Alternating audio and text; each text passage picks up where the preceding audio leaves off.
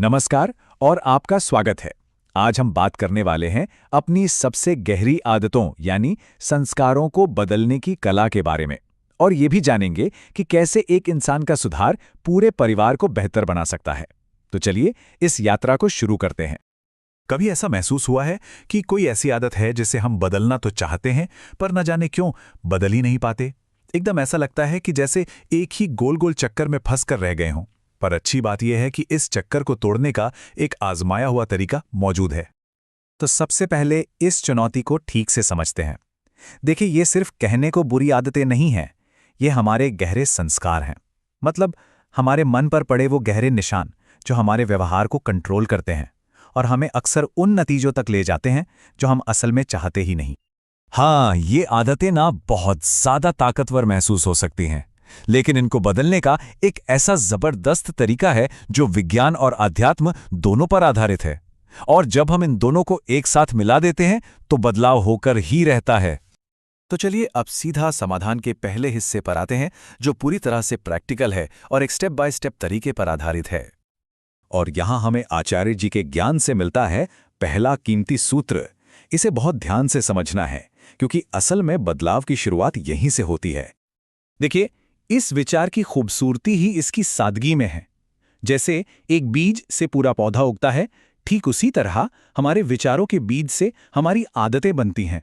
तो बात साफ है, अगर आदत की फसल बदलनी है तो सबसे पहले विचार का बीज बदलना होगा। इसको ना ऐसे समझिए, सोचिए कि किसी खेत में एक पुराना पगडंडी जैसा रास्ता बना हुआ है। अब अगर हम उस पर चलना बंद कर दें और उसके ठीक बगल में एक नया रास्ता बनाकर रोज उसी पर चलें, तो क्या होगा? धीरे धीरे पुराना रास्ता घास फूस से ढक जाएगा और नया रास्ता एकदम पक्का और साफ हो जाएगा। हमारा दिमाग भी बिल्कुल ऐसे ही काम करता है। और ये 3 कदम हैं जो इस पूरी प्रक्रिया को एकदम सरल बना देते हैं, जिसे कोई भी कर सकता है। सबसे पहले अपनी आदत को पहचानना, फिर उसकी जगह एक अच्छी आदत को चुनना, और सबसे जरूरी, बिना रुके उसका अभ्यास करते रहना। अब चलिए थोड़ा और आगे बढ़ते हैं। वैज्ञानिक तरीका तो हमने समझ लिया, पर उसे अमल में लाने के लिए जो अंदरूनी ताकत चाहिए, वो कहां से आएगी? वो आती है हमारी आध्यात्मिक ऊर्जा से। और यहीं पर आता है हमारा दूसरा कीमती सूत्र।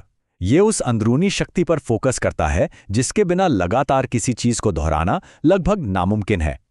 ये जो इच्छा शक्ति है, या जिसे हम संकल्प कहते हैं, असल में वही तो वो इंजन है जो दोहराव की इस गाड़ी को चलाता है। हमें बाहर के हालात बदलने का इंतजार नहीं करना है, बल्कि अपनी अंदर की ताकत को जगाना है। यही संकल्प हमें हर दिन उस नई आदत को दोहराने की एनर्जी देता है। तो अब तक हमने व्यक्तिगत सुधार की बात की। चलिए अब इसे इसके सबसे बड़े और सबसे जरूरी नतीजे से जोड़ते हैं, यानी हमारे परिवार और समाज पर इसके अच्छे असर से। ये बिल्कुल ऐसा है कि जब हम खुद को बेहतर बनाते हैं ना, तो उस सुधार की लहरें अपने आप बाहर की तरफ फैलने लगती हैं। और सबसे पहले ये लहरें उन तक पहुंचती हैं जो हमारे सबसे करीब होते हैं, हमारा अपना परिवार। मतलब जो सफर आत्म सुधार से शुरू होता है, वो सीधे सीधे परिवार में शांति और सुकून लेकर आता है, और इसका असर दूसरों पर भी अच्छा पड़ता है। और देखिए, यही तो इस पूरी चर्चा का सार है। जब कोई व्यक्ति अपने संस्कारों को सुधारकर एक नर रत्न बन जाता है, तो वो सिर्फ खुद को ही नहीं संवारता, बल्कि एक ऐसे अनमोल पारिवारिक माहौल की नींव रखता है जो किसी खजाने से कम नहीं।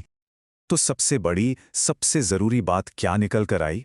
यही कि अगर हम अपने परिवार में, अपने समाज में कोई बदलाव देखना चाहते हैं, तो उसकी शुरुआत हमें खुद से ही करनी होगी। हर बड़ा परिवर्तन एक छोटे व्यक्तिगत कदम से ही तो शुरू होता है। ये जो सारे प्रेरणादायक विचार हैं, ये हमें युग ऋषि पंडित श्रीराम शर्मा आचार्य जी के विशाल और कालजयी साहित्य से मिले हैं।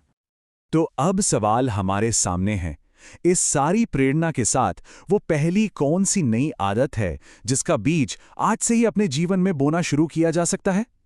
जरा सोचिए, वो कौन सी एक नई आदत होगी